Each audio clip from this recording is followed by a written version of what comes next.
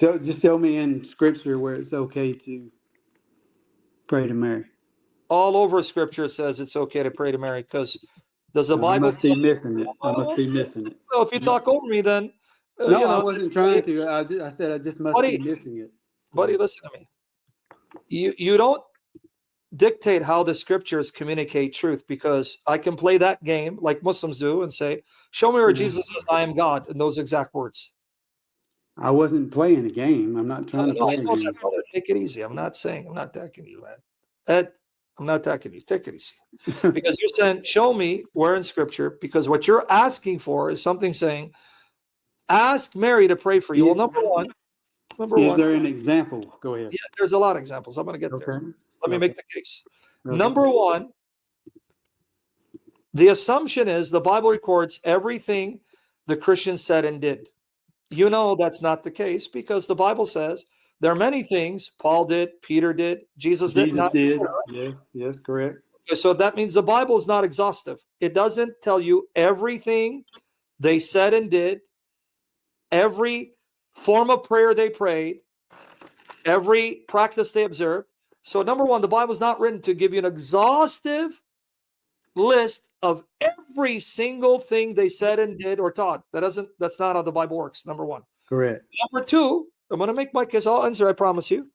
Even the Bible you have in your possession today did not exist between two covers. Some Christians had fewer books than others. Some had more. So even when you say, show me the Bible, if I was living in the first century, you couldn't ask me the question, because I didn't have the New Testament. The books were written at different times by different people, and no one group had all the books together, because it took time for Christians to realize what the exact list of New Testament books happened to be.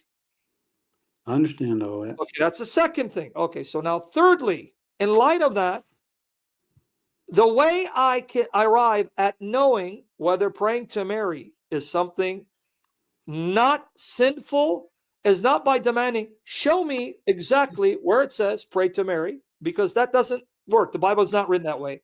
What I need to establish is several facts. Fact number one, are the dead in Christ alive, perfected? And if so, are they aware of what takes place on earth? The answer is yes. That's the first fact. Second, and I'll show you the verses. I'm just trying to establish it. Second fact. Does the Bible say we are to pray for one another and seek other Christians to pray for us? Yes. Third fact. Does the Bible say, just like you have church on earth, there's a church in heaven? The difference is that church in heaven, everyone there is perfect, sinless, and their love is perfect? Yes. So now let me show you. Number three. Is there a church in heaven? Here you go. Hebrews 12, 22 to 24. Okay? I'm going to show you slowly, brother. Hebrews 12, 22 to 24. You ready? Go ahead. I want you to open up, because I think what are you reading? King James? That's what I read out of, yes, sir. All right, I'm going to read the King James for you. I love it too. It's a king of all translations, but I only read modern translations for the help of people who can't understand Elizabethan English. Here it is. Hebrews 12, 22 to 24. Watch. I'm going to read it. You can follow in your Bible. I can read on the screen. I'll just say King James. Make it easier for you. But ye are come unto Mount Zion, unto the city of the living God, the heavenly Jerusalem, to innumerable company of angels, to the general assembly and church of the firstborn. So what's in heaven? Church. Oh, so they have a church in heaven? Well, yeah, with the body of Christ. But they're in heaven, right? Yeah. So what do people in church do? Do we not pray for one another and pray for those whom we love and pray for those who need God's salvation? Correct. Do we do that? We pray for each other here, yes, sir. Yeah, no, but you also pray for those whom you love and are lost or need your prayers? Yes, those alive. Because you love them, right? I'm sorry, what? Because you love them, right? Correct. So if now the church is in heaven and part of the church is to pray for those whom you love, do they stop loving people on earth? Of course not. So why would they stop praying for those whom they love, whom they know are on earth and need their prayers? They wouldn't. They wouldn't. Of course, they wouldn't.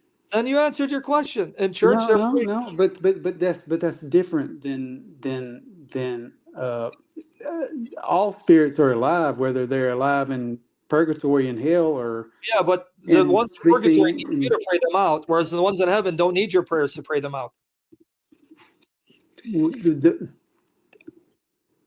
I'm speaking for me and a lot of people that struggle with the Catholics praying to Mary. It's not just Catholics. Orthodox pray, and the early Christians all pray to Mary. Okay. I'll give you an example. We found a papyrus dated around 250 AD, a fragment that contains the oldest surviving prayer to Mary that's still prayed today by Orthodox and Catholic. Let me show it to you. Okay. So this is an ancient practice. In fact, we have writings, we have inscriptions where not only they ask Mary, they ask those who died in Christ to pray for them on earth. This was a universal, widespread practice of the very church that gave you the Bible that you read today. Here, let me show it to you. Okay. Oldest prayer. I got it. Well, let me show it to you. I want people to see. Well, I want people to see too. I want everybody. I mean, I'm just trying to help clear things up. I'm not here to attack or debate. Yeah, Josh. Where's Joe? Where's his website? I'm trying to find his website. Okay, the oldest prayer to Mary Joe Heschmeyer, shameless popery. I'm trying to find his website. Let me see it because he has it. Oh boy, did he remove it? No, shameless popery. Prayer to Mary, 250 AD. All right. Man, I can't find his website, but I'll get you the prayer anyway. I think he has it. Shameless popery. Okay, oldest prayer to Mary, 250 AD. Let's remove the name then. All right, let's see. Oldest known, here it is. Sum Presidium, the most ancient prayer to Mary. Here it is. I couldn't find his site. Here it goes. Guys, I don't know why I can't find Joe Heschmeyer's site. Here it is, right here. Here's the fragment. You see it here? You see the fragment? I see it. This is a fragment dated 250 AD, 3rd century. And it's a prayer in Greek. It's called Sub Tum Prasidium. The Greek is right here. Right? Yes. See, I keep forgetting. I take your word. You can read it or whatever. I take. Yeah, here it is. I'm trying to do something else. Let me put it on the screen. They're right here for everyone to see. I'm going to put it on the screen. I'm trying to find Joe Heschmeyer's blog. I don't know if he shut it down. Beneath your tenderness of heart, we take refuge, O bearer of God. Do not despise our petitions amidst our troubles, but rescue us from dangers. O only pure one, only blessed one. Bearer of God is a Greek word Theotokos. Theotokos, meaning God bear, mother of God. And here it is. Theotoki. I'm trying to figure out. This is this a what's the why? It's not. It can't be. We put 10. The scene. Use flag. Neon. Kata. Fes nomin. Theotoki.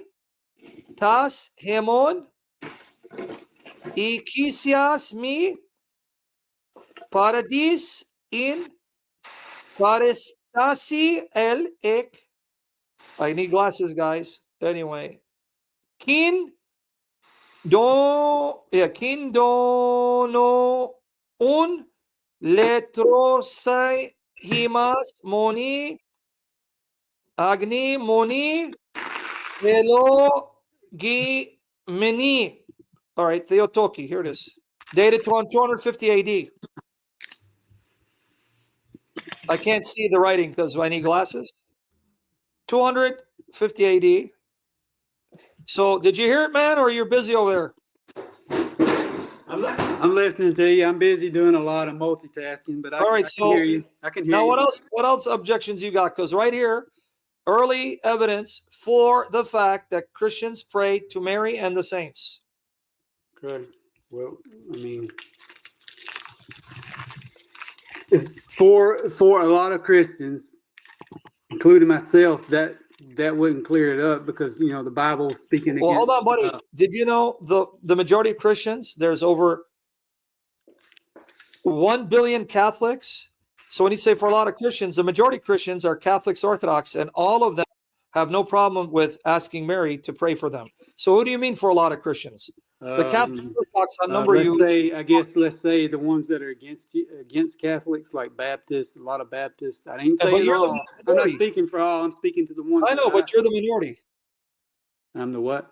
The minority. You're the minority. The majority of Christians. Oh, majority. The largest group of Christians are Catholic, over 1 billion, and then you have Orthodox and Assyrian, Eastern Orthodox or Inter-Orthodox Syrian Church.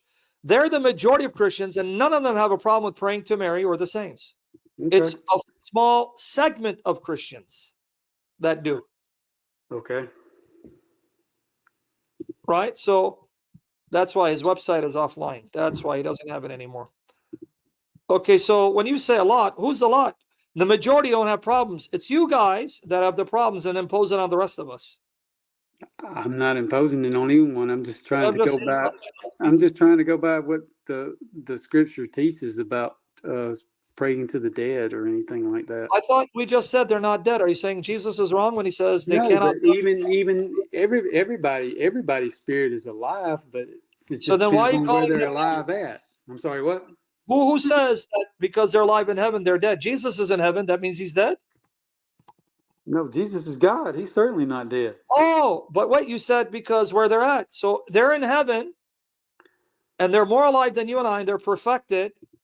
What does location have to do with anything? Because Jesus right here says about Abraham, Isaac, and Jacob, Luke 20, 37, 38, when the Sadducees, like you thought, they're dead, meaning they cease to exist consciously. Look what he says to refute them, 20, 37, 38. Now that the dead are raised, even Moses showed at the bush, when he calleth the Lord, the God of Abraham, and the God of Isaac, and the God of Jacob, for he's not a God of the dead, but of the living, for all live unto him. So are they alive or dead, buddy? Spirits are alive. They're what? The spirits are alive, yes. Yeah, but he didn't qualify saying spirits. He says they are alive. Okay. They are not dead. They are alive. He doesn't make the call. Obviously, their bodies in the dust. But he'd say, oh, well, they're still living. They don't have their bodies, but they're still living. Tell me that verse again so I can write it down real quick. Luke 20, 37, 38, right here. I read it for you. Luke 20, yeah, I heard you read it. I just want to write it down. 11 to 38. Okay, 20. Okay, I got it. So now, my question to you is, what do you do with Revelation 5:8 as well? Where now you have spirit creatures in heaven, 24 elders, 4 living creatures, and here's what they have in their both hands. And I want to ask you, why do they have it? Here, Revelation 5:8. Prayers of the saints. Why do they have it? Because notice they're doing 2 things. They have harps. So what do they do with harps? They sing, right? Great. They play music with harps. And then they have golden vials full of odors, meaning incense. So what do they do with those golden vials? They offer it to God, right? Correct. But the odor is the prayers. Why are they offering the prayers of the saints to God? It's right there, Revelation 5:8. So they be answered? But why would God have them present the prayers? That means if I present your prayer to God, that means I'm aware of your prayer. Right. I can't present something I'm not aware of. Right. So that right there shows you they're aware of your prayers. And God even used them to mediate those prayers. So what's the problem?